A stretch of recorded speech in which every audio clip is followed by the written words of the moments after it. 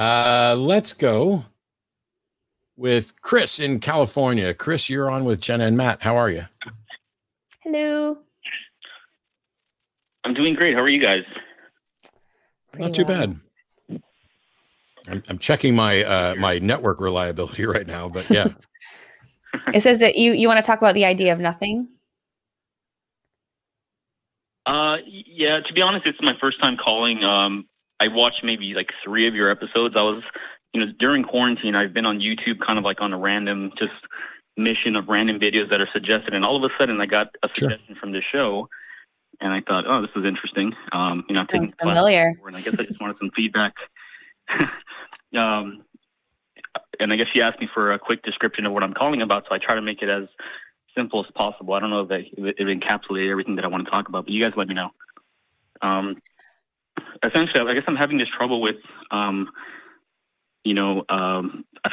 had doubts lately. I would say I'm a theist still, just because I do believe in something that I really don't have I'll be honest, I don't know if it's a rational reason for believing it. Mm-hmm.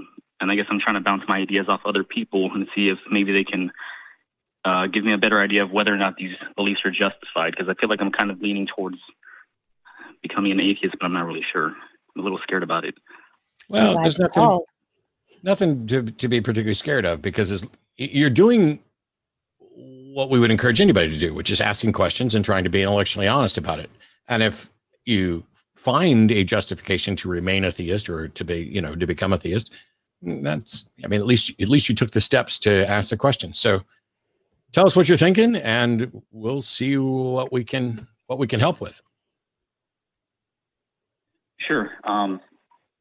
This will probably honestly be quick. The more I think about it, as I was on hold with your amazing music, the music's a good choice, by the way, whoever's choosing that, I was kind of thinking about it. And it's this idea of, I heard someone mention that they kind of put it this way, that the universe, regardless of whether or not it had a beginning, that essentially there's 2 possibilities.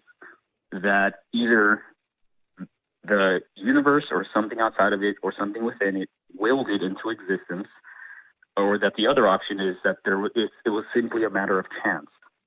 And I'm kind of struggling with that, because they said, if it's a matter of chance, then that means there was also a chance for nothing to exist. Mm-hmm. And if that's the case, then that means what was the cause or the force that caused it to go the other way, which is, what are the chances of this universe existing was 3% or whatever. I know it's going to sound exactly a solid number, but let's just say the chances are overwhelmingly that the universe shouldn't exist or wouldn't exist this way. So what caused it to go the other way and for it to come into existence, if that even makes sense?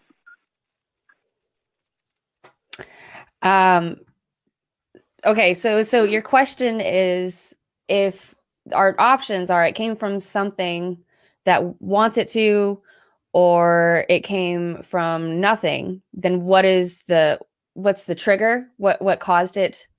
If it's a cause and effect kind of thing?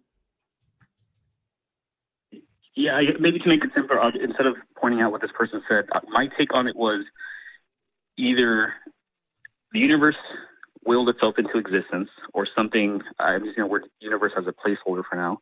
Either there was a will for the universe to exist, or it was a mere chance. And if it's a chance thing, then, and if the chances are obviously higher that the universe should be here than the other option, then maybe the possibility is that, or the answer is that there's 100% chance of the universe existing since we're here. Does that make sense? Maybe there's no possibility for a universe not to exist. I'm kind of I'm blowing my own mind by saying this. Maybe you guys can give me some feedback on that. So I don't think that there's any reason to think that a nothing could exist. It has no properties. So this whole notion that it had to come from nothing is a non-starter for me. But to say that either it happened by an act of will or by chance, maybe there's other options. But the true dichotomy would be either it was willed into existence or it wasn't. It seems absurd to say that something willed itself into existence. But, oh, hang on, I get to ban somebody. But this notion about nothing, if the fact of the matter is, and I think you're starting to see this, is that we're here. And even if it was a thing of chance, we know that it happened. And so I don't know how or why it happened, but I mean, where are you at if you say, hey, I don't know what the explanation for the origin of the universe is? What is that a problem?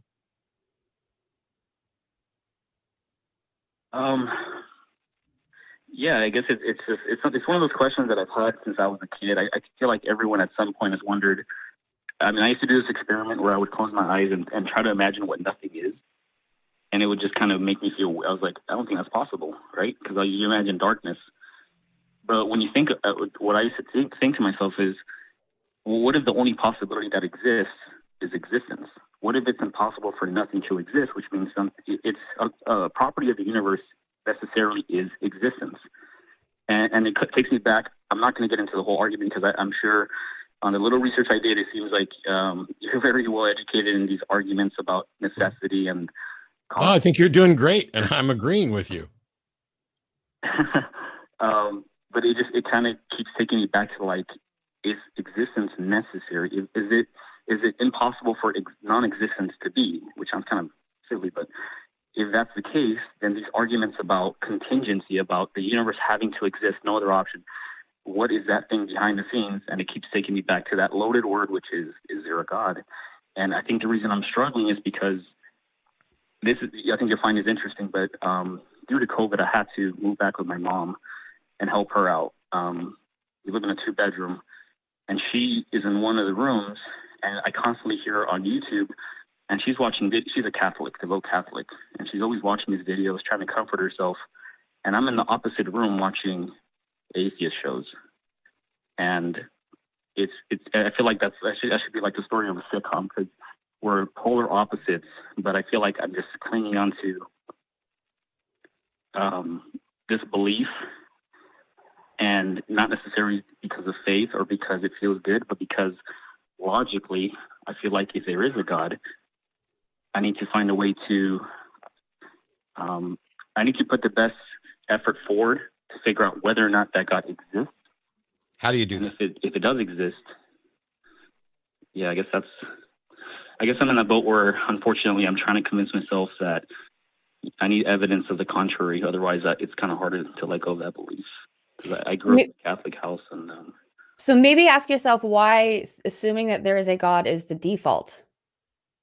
Like you said that you're trying to prove to yourself that that's not the case, right? So what if you start out with, I don't know, and I'm going to find out if I can? A good question. See, that's something that I had never considered either, was, well, do we really not know anything? Well, we really don't know a lot. There's not like just a book, like a Bible, that we can just go to and just find all of the answers, you know? It's real. I am so proud of you. You're at such a difficult position, but so many of us are relating to you right now. It's uncanny. You said something a minute ago that confused me a little bit, because it seemed to be a conflict, and I wanted to try to address it. One, you said that maybe existence is necessary, and then you follow that up with, but what would be behind the scenes? And to me, if in fact the conclusion is that existence is necessary, that there is no option other than for reality to exist, then at that point, doesn't that rule out the notion that there's, well, it may not conclude, you may not be reasonable to conclude there's nothing behind the scenes, but there's no behind the scenes to be behind if reality just must exist. I see what you're saying. Yeah, and that's kind of where I kind of consider that. I ask myself, well, because I kind of don't see any merit in the idea of something being beyond the universe or outside of the universe. I think it's kind of nonsensical. So it makes me think, what if, I don't know, I've always had this idea that God isn't outside of the universe, that if there is a God, that he's within the universe, or he's within the universe. For him to have any kind of impact or effect on this world, he'd have to be within it. I know that sounds kind of silly, but the normal notion, it's hard to shake. Sorry, go ahead. the normal notion is that God transcends the universe. He is both in it and outside of it. I agree with you, or I think I'm in agreement with you. I don't see how it makes any sense to say something is outside of time or outside of the universe, or I don't know what that means, and we have no way to prove that or demonstrate or investigate this outside thing. It's something that people infer by saying, hey, the universe had to have a cause. It couldn't cause itself. And so it must have been caused by something outside the universe. And therefore that must be God. But God is also inside the universe because God is everywhere. That's all nifty. The question is, how do you prove any of it?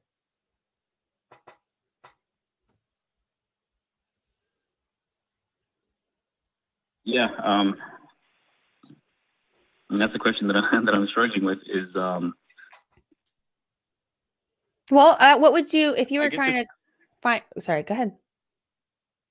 No, go ahead. Sorry. Go ahead. Well, I was just going to say, if you were trying to find out, say you start from the beginning and you want to find out which God, I guess you don't want to start by trying to figure out which one it is. Like, so if you want to find out if there is something outside of time, but you don't have access to outside of time, why would you assume that there is something outside of time? I guess. Right? Unless you have a reason to. Yeah, I don't see how you can, anything could exist outside of time, because existence is necessarily temporal. Because what's it mean for something to exist for no amount of time? That means it doesn't exist. Right?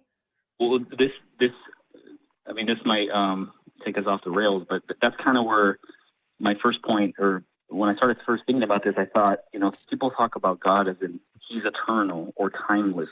And then they come up with this argument that, well, it's impossible because for the universe or anything else to be eternal, because we would have an endless amount of past events, we'd never get to the present. But if time had a beginning, then I'm trying to find a way to say before time without saying that, because that doesn't make sense. But at the point where time commenced, is that the proper way of saying it? At the time that. Yeah, we don't have to get into like the physics thing of, at T0, which is, the beginning of time. Our best understanding of cosmology is that time began to exist at the origin of the universe, under Big Bang cosmology. Now, that may not be correct. It may not be true. We don't necessarily know. When I ask my question of how can it be the case that something exists for no amount of time? I mean, how is that distinguishable from something that doesn't exist? I mean, until that's solved, I have no reason to think that there's a God or anything outside of time, or that outside of time. It's like asking what happened before the Big Bang. If time began then saying before the Big Bang is nonsense. But I don't know. And what troubles me is not so much, I mean, don't get me wrong, I'm troubled that I don't know the answers to these things, but I find it more troubling that people believe that they do have the answer to this, and that the answer is magic. Right. The two things, not only that they are convinced that they believe it, that they know what it is, but that they also know all of these extra details about it when they can't even prove that it even exists. Right. Well, I guess the question I have is, let's take the physical laws, for example. What would you say the physical laws are timeless? They're not bound by time? The physical laws are not bound by time? Well, it depends, because so something like they all act within time because everything's in motion. We live in a dynamic universe. There is no point without time. And so when you talk about like the acceleration due to gravity, acceleration is over time. So time isn't necessarily going to be a factor in every equation within the universe, but it's still a factor that we have to deal with in reality with things in motion. But what does it mean to not be bound by time? Well, I guess the way I've understood time in the past, which I'm not a physicist whatsoever, but the way I used to think of time was, I don't know what your views are, Jenna and Matt, on mathematics, whether or not it was created or it was discovered. But I used to think of time as kind of similar in which like time is more of a tool, right, or a frame of reference that we use for movements in the physical universe. But it's not like math is timeless. Would you not agree that it's not bound by time? It's going to be true whether it's in this universe or another universe that has anywhere where you can identify an object, you can quantify that, right? Math isn't stuck or trapped within this universe. It's well, so isn't math and time and all this, isn't this all just concepts? These are languages that we've created to help ourselves understand things and communicate with each other and all that. Like, isn't that so true? Yeah. These things are descriptive. It's true, as far as we can tell, everywhere, that one quantity plus one quantity is 2. But the language of what we, of how we describe that is a construct. I mean, it's not a, wow. There's a separate conversation going on in my head that has to do with something else, but I don't want to make it, you think that this is a social construct, but yes, mathematics, the language that we use to describe it, is invented. The things that we're describing are discovered. The discovered truths about pi. Pi is just a label that we stuck on, you know, the ratio of the circumference of a circle to its radius, or diameter. Shit, I'm going to get it all wrong because I'm not a mathematician guy. But the fact is that we invented languages to describe these things. However, what we're describing is still real, as far as we know. Okay. And so you can use math to calculate time, but just to ask the question, is math, or is what we're describing by math, bound by time? I'd have to say yes, because I'm not aware of anything that isn't, you know, it's like space-time as one thing. But I don't know how this is getting us any closer to an answer about God. Yeah, I think it went back. I'm sorry, I got a little lost in the conversation. But I think at some point Jenna asked me, how can something exist without time or beyond time? And I guess outside of time, yeah. If God, yeah, so I guess if God existed, it would be something along the lines of where math and, you know, logical absolutes and physical laws of the universe, they can be discovered, but we can't. I mean, they're not attached or dependent on time. They are what they are. They exist regardless of whether or not they're not bound by the same laws as a physical. I don't know how you can say that they're not bound by time, because math is the process of comparing things, which takes time. You know, one quantity plus one quantity. There's some action there. But could you not have a universe that's completely, let's say, a universe where nothing is moving, everything is just completely I don't know. I don't know, but we don't have that universe. And I'm not here to just blow bong clouds and speculate about what kind of universes might exist or not. The issue here is, what do we know about a God?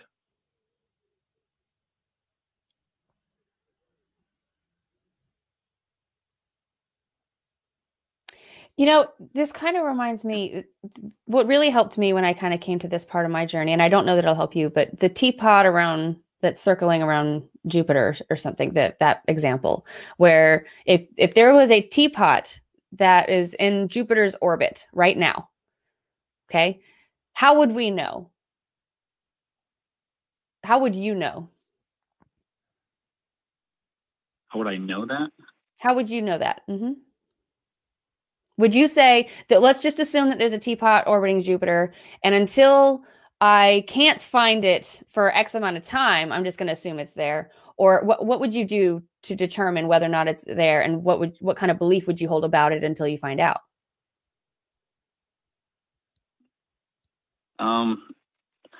I think I see the point you're going to make, and I would say I would not know. I'm not making a point. I'm literally just asking the question. Oh, well, I thought you were going to, there may be something on some planet behind a rock or behind a mountain that we'll never know about until we have evidence, right? Something like that. let me try this a different way, Chris. The God proposed by most religions not only created the universe, but loves and cares about us to some degree, right?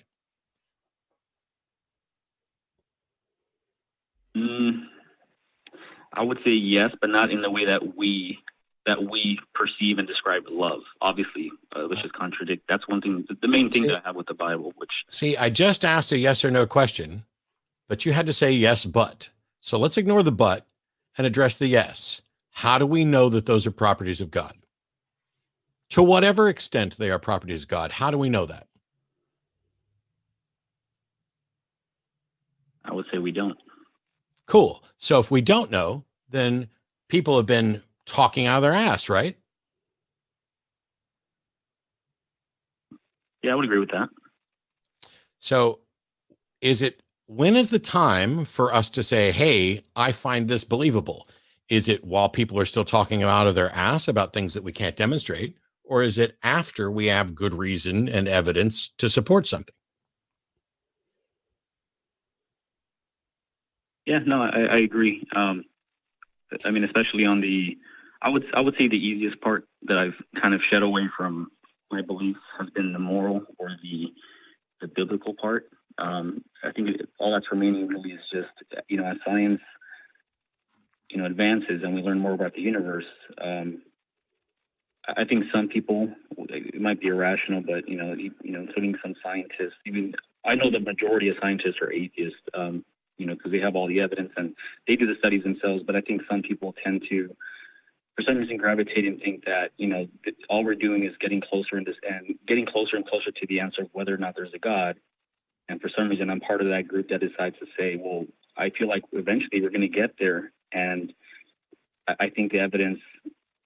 Why? It's more in line with if the God proposition is unfalsifiable, then the fact is we're never going to be able to falsify it. So what makes you think that there's a God proposition that is testable and falsifiable that we're eventually going to get an answer on when you've just acknowledged that the God they're proposing, we have no evidence for? Are you saying that God is unfalsifiable? Well, I'm saying that as far as I can tell, the various God propositions that people are putting out there are unfalsifiable. Do you have a falsifiable God proposition? I think the only way to falsify God is to determine whether or not the universe was created by something other than chance. No, sir. No, Wow. sir. No, sir. No, sir. No, sir. That has nothing to do with falsifying God. There could be a God or could not be a God, independent of whether or not that God created the universe or whether or not the universe was created. You have set up a scenario by which, hey, maybe if we can prove that the universe wasn't created, that would disprove God. No, it doesn't. That's not what a falsifiable God proposition means. Would you prove anything else that way? By starting with an assumption and saying either this or that? Well, I think the God that's described in most of the holy books, I'm not trying to argue the moral points or the traits that they ascribe to a God. I think just the essence of what God would be across all Chris, not all religions, but at least the three major ones. Chris, we already addressed this. Everything that is in those holy books is people talking out of their ass, right?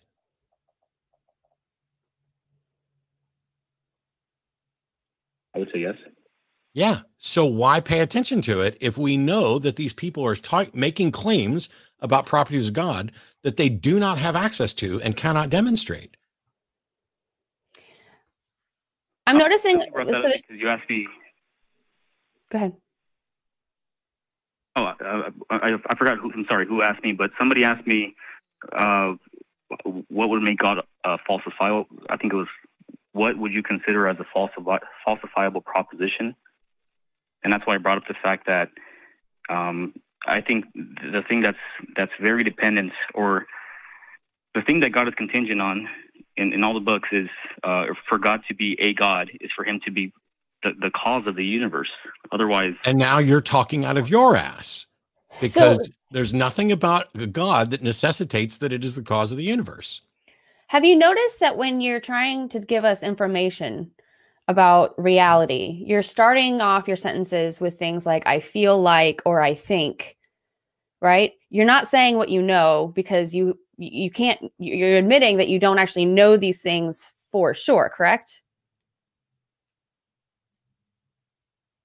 In regards to God in general? Or you mean the book? Anything that you're trying to give us as evidence or as reasons to believe in it or him. Name one property of God and tell us how you know it. Right. Is it a feeling? Is it somebody told you? Where did you get this information from? Yeah, I mean, I'm not going to lie, though.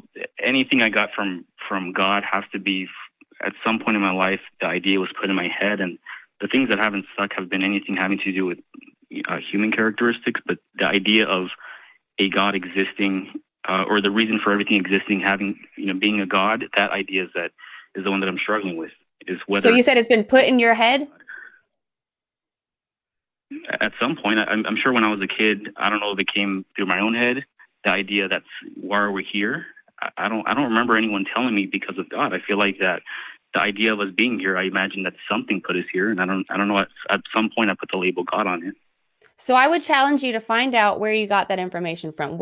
Find out how you came to that conclusion in the first place that there is a God, and then see if that's a legitimate reason to believe in it. Have you ever heard of street epistemology? What was that? Something technology? Have you ever street epistemology? I'm sure that somebody's going to pop a link for Anthony Magnabosco here in the chat soon. But if you look up on YouTube, Anthony Magnabosco street epistemology, there are a lot of little clips of conversations that he has with people randomly on a college campus, on a walking trail. And he simply asks them questions. So you notice how you were assuming that I was going to put something behind my question that I asked you earlier. That was a genuine question. And that's something that I've learned from street epistemology. And so I encourage you, maybe that can provide you with some questions that you can ask yourself. And I think that will actually really help you come to some better conclusions about how you know things.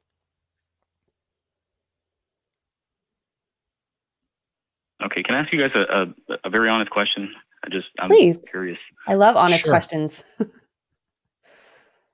When you guys, I don't know if you can remember the exact day that you guys said, I'm an atheist. I don't know if you guys wrote it down or something, but. Oh, we remember. That day, do you guys remember at any point since then, do you ever have that voice in your subconscious that tells you, like,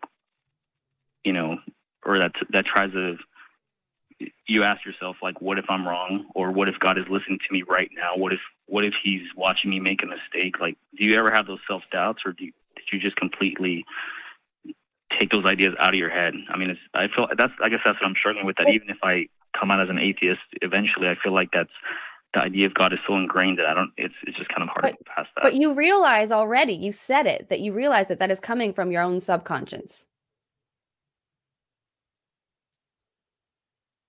So in my life, so I'm a skeptic. So my position is not, I'm absolutely positive there is no God. My position is I am completely unconvinced that there is a God, and for very good reasons. And as soon as somebody offers a good reason, I'll change my mind. And so, yes, I'm on occasion experience doubts like anybody else, but that has more to do with, hey, I don't know what the answer to this is. And hey, there's a whole bunch of people around me who are pushing this particular doctrine. Atheism is not like you have arrived at the destination. Now I'm an atheist. All that God shit is done. Boy, that was stupid of me. And it's over now. That's not the way it is. It is realizing what you already know, which is that you are not actually convinced that there is a God. And the reason I asked that other question, which is name a property of God and tell me how you know it. And I'll just save us all the time. You don't know anything about any property of God.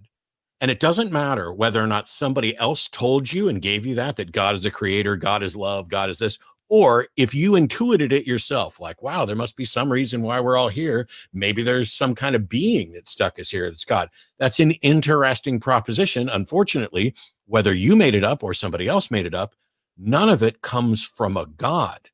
You don't know a single thing about a single characteristic of a single God that has ever been proposed that is, in fact, confirmable.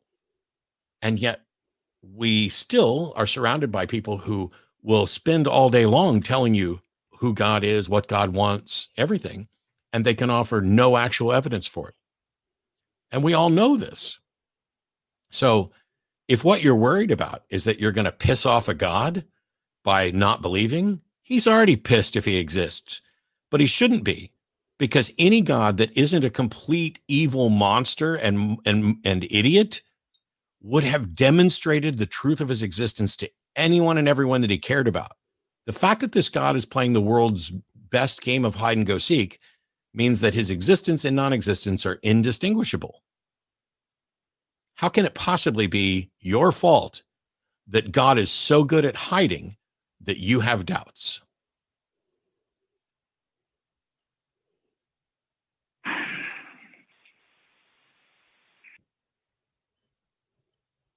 And what if God's not hiding? What if he just doesn't exist? And now every minute of anxiety and stress and concern that you're going through is something that it's not even tied to a real God. It's like being afraid of the thing under your bed. Every minute you spend terrified about that thing hiding under your bed, whether it came from a movie or your parents or an evil sibling or whatever else, if there is nothing hiding under your bed, then all of that pain and suffering and trauma is a construct that somebody else has put in your head. If there was a God, and that God actually gave a shit about you, Chris, and knew that you were sitting here struggling and terrified of the proposition of not believing, wouldn't that God contact you in some way to let you know, hey, I'm here and I love you? Or shouldn't he?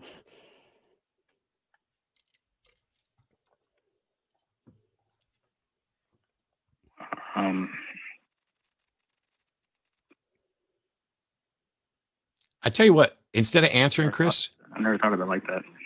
Yeah, instead of answering, take some time and think about it. Call us back another week. You don't have to do this all in one go.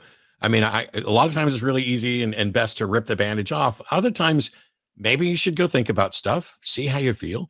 I would also recommend that you can contact Recovering from Religion, which there are counselors there to talk to people who are in exactly your situation, and then call us back and let us know how it goes.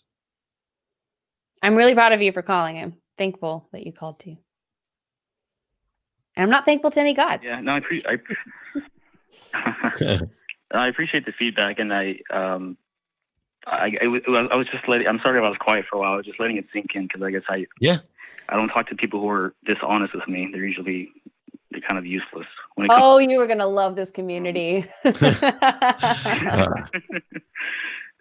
On that note, Chris, I'm gonna let you go. Think about it. Get back with us. Try reaching out to Recovering from Religion. Also, see if there's local groups in your area with people you can talk to.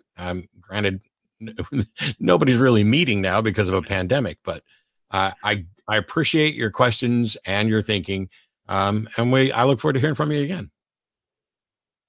Thanks, Chris. Sure. Thanks, guys. Thanks, Matt and Jenny. Take care.